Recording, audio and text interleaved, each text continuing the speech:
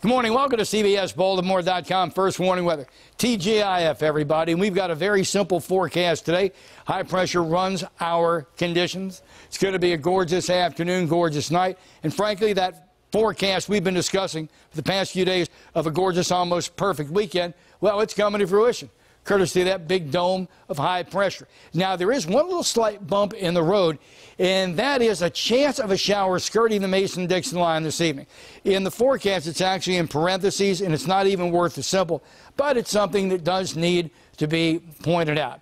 Now, that takes us through the weekend. Now we got to talk about next week, where Irma is going to play into life. And I want you to take a look right off the bat at the spaghetti modeling. At this point, I am assuming you have heard about the change in course, but if you have not, during the overnight, actually about midnight, the spaghetti modeling and other data started to suggest an even worse scenario for Florida, and that is right up the gut of the state, right along a center line. In other words, the storm, the eye of the storm, has been pulled by modeling a little bit, not a little bit, fairly decent amount to the west. That means a few more million people are on the strong side of the storm, the east and northeast side of the storm, and now in harm's way. Now, also, during yesterday afternoon and the night, Irma kind of skirted Hispaniola. That's going to be Haiti and the Dominican Republic.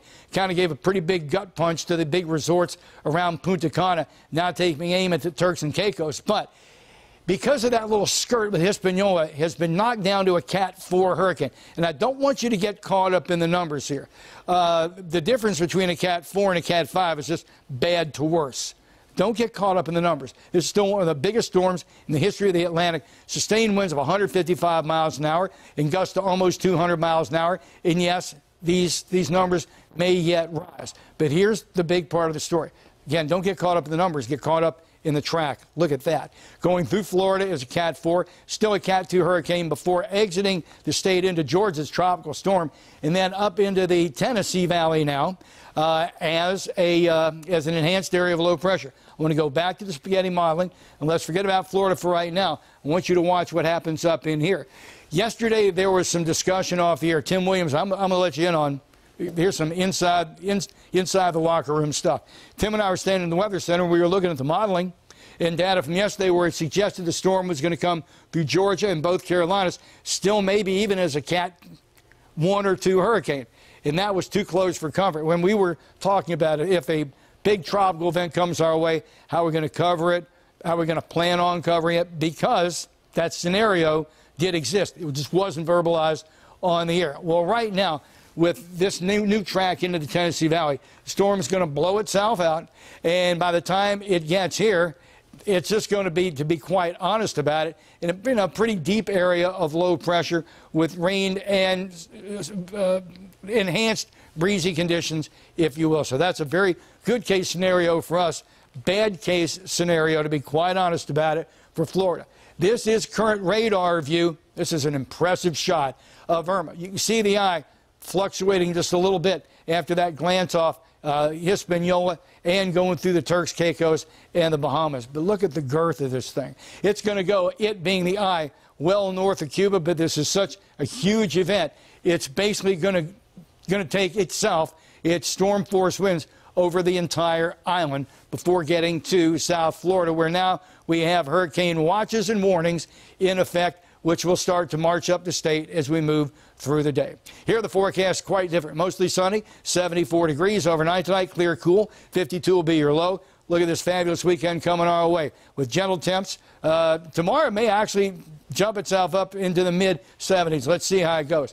And 72, 74. Then Tuesday and Wednesday, this is going to be, we pushed Irma's arrival, hopefully the remnants of Irma, in our forecast. We pushed it back 24 hours. So Tuesday and Wednesday, the gray and damp days. Let's go back down to the intertropical convergence zone. We've got to talk about Jose. This has become a Cat 3 hurricane. Winds of 125 miles an hour, gusts to 155. Still somewhat following in the path of Irma, which is right here. But getting steered away, and now the solution for Jose is not a run up at the mid-Atlantic, but, and this is as of right now, spaghetti modeling shows it pretty much keeping itself out to sea. That wouldn't be a bad thing. Last night, I'm sure you've heard or read on other pages here at CBSBaltimore.com about the 8 magnitude earthquake that hit Mexico. Well, now look at the hurricane that's hitting Mexico. Katia, winds of 90, a gust to 115, will make landfall as a Cat 2 hurricane. And again, I mentioned this yesterday. It's out of the spotlight. You know, we're talking about Irma behind the graphic and Jose, et cetera, et cetera. These poor people are getting pummeled. They're in a desperate shape down there right now between the hurricane and the earthquake. This is a gigantic story. Don't lose the humanity of the situation here. Thanks to TGIF, everybody. Ain't it the truth? Thanks so much for stopping by. CBSBaltimore.com and First Warning Weather.